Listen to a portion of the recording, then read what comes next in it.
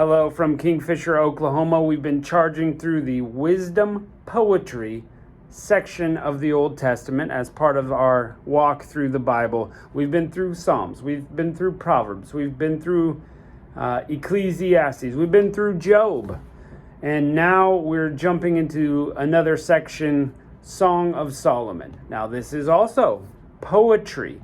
So what is this all about? People are uncomfortable with this. Well, let's start by talking about four main interpretations that people might have about their approach to Song of Solomon. First, a lot of people in the modern Christian church see it as an allegory of Christ's love for his bride. So you get these feelings of love, and Christ loves his bride this way, the church. So that's one interpretation. Two, the Jewish interpretation, ancient Jewish interpretation, wouldn't have had Christ, wouldn't have had the church. So they see it as an allegory of God's love for Israel. So very, very similar, God playing the man, Israel is the woman. And you see kind of a God and bride a few different places in the Old Testament. So that has some merit to it.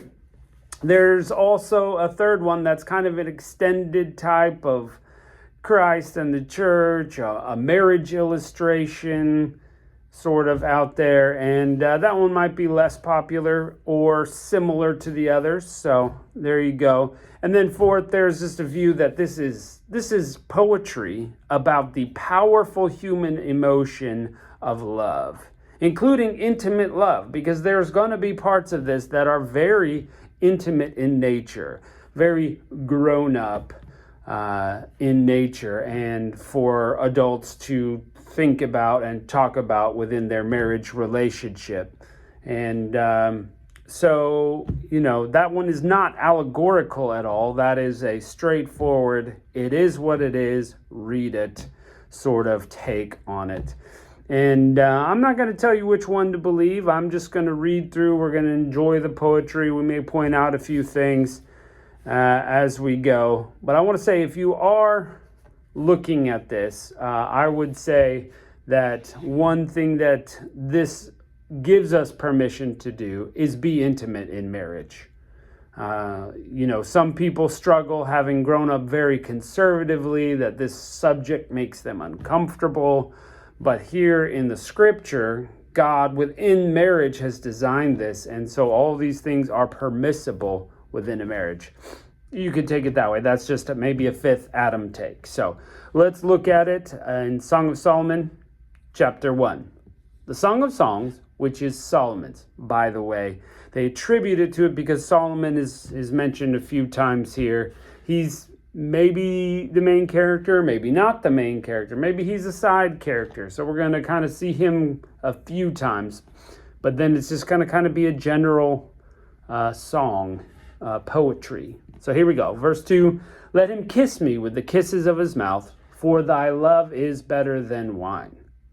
Because of the savor of thy good ointments, thy name is as ointment poured forth. Therefore do the virgins love thee.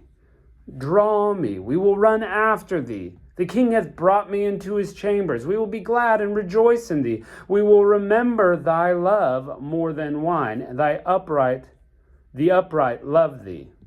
I am black, but comely, O ye daughters of Jerusalem, as the tents of Kedar, as the curtains of Solomon. Look not upon me, because I am black, because the sun hath looked upon me. My mother's children were angry with me. They made me the keeper of the vineyards, but mine own vineyard have I not kept. Tell me, O thou whom my soul loveth, where thou feedest, where thou makest thy flock to rest at noon. For why should I be as one that turneth aside by the flocks of thy companions? So already we're kind of getting this. She's been out in the sun doing labor, and so her skin is dark, and because she's been out there doing the work, and that's what the sun does. Verse 8, if thou know not, O thou fairest of women, go thy way forth by the footsteps of the flock, and feed thy kids beside the shepherd's tent. First day of going through this. So this doesn't really if we were looking at a script, it would say back and forth, back and forth. And some translations of the Bible kind of put notes in as you go. Hey, this is what the man is saying. This is what the woman is saying. This is what the group of people are saying to both of them. That's what Solomon says. So you kind of get that back and forth notation in some of these. We don't have these in our old King James here. So we're just going to plunge right in and, again, enjoy that poetry. I have compared thee, O my love, to a company of horses in Pharaoh's chariots. Thy cheeks are comely with rows of jewels, thy neck with chains of gold. We will make thee borders of gold with studs of silver. While the king sitteth at his table, my spikenard sendeth forth the smell thereof. A bundle of myrrh is my well-beloved unto me. He shall lie all night betwixt my breasts. My beloved is unto me a cluster of camphor in the vineyards of En-gedi. Behold, thou art fair, my love. Behold, thou art fair. Thou hast dove's eyes. Behold, thou art fair, my beloved, yea, pleasant also. Our bed is green. The beams of our house are cedar, and our rafters of fir. So we kind of get this first chapter, and we're already into it.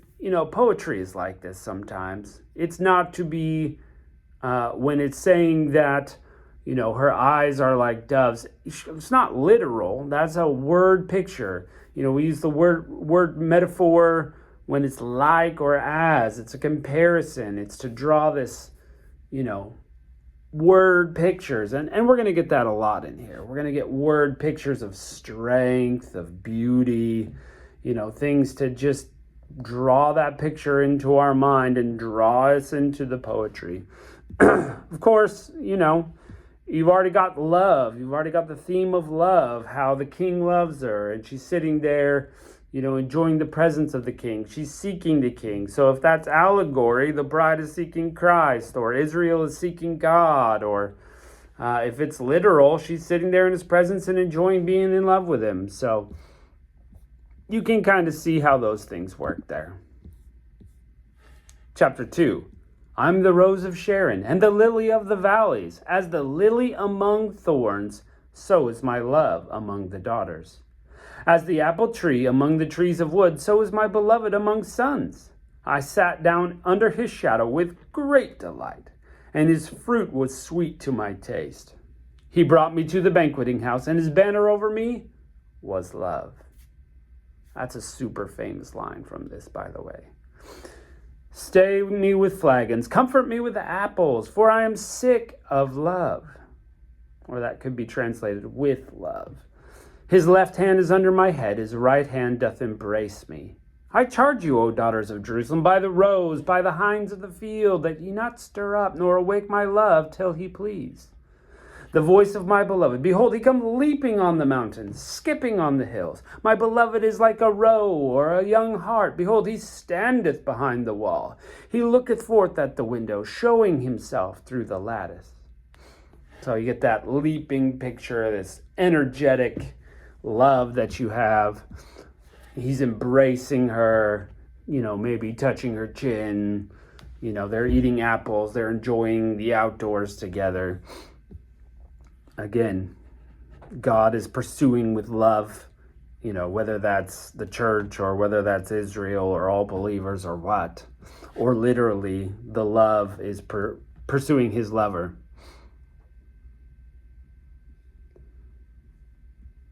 Verse 10, my beloved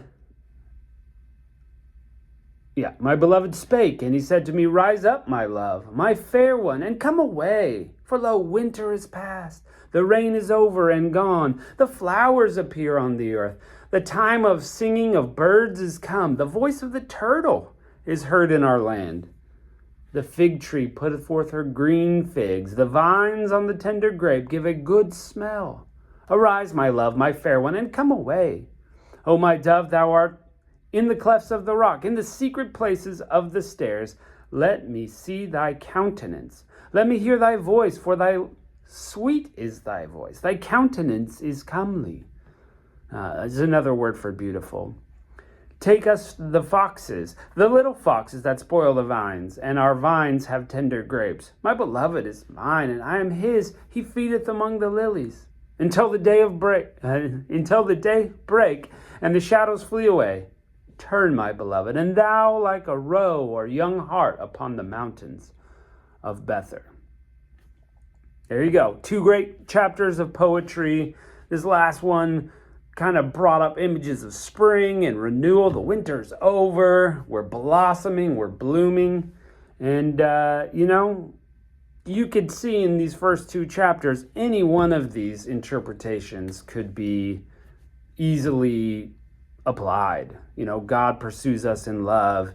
The winter is past. And that's how allegory works. You're kind of drawing meaning out of things. And maybe it's literal. You could see this as a literal poetry. People have always written poetry about nature, about the things God has created, about spring being there and things blossoming. And so, you could really see in any one of those interpretations how it would fit these first 2 chapters. So, it's great poetry.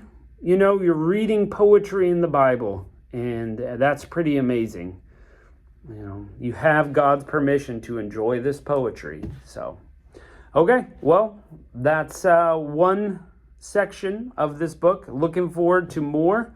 And hey, if you have a different interpretation that I didn't match or some other way you've heard it put, please put it in the comments. I'd love to hear it. Thanks for joining us, and we'll catch you next time.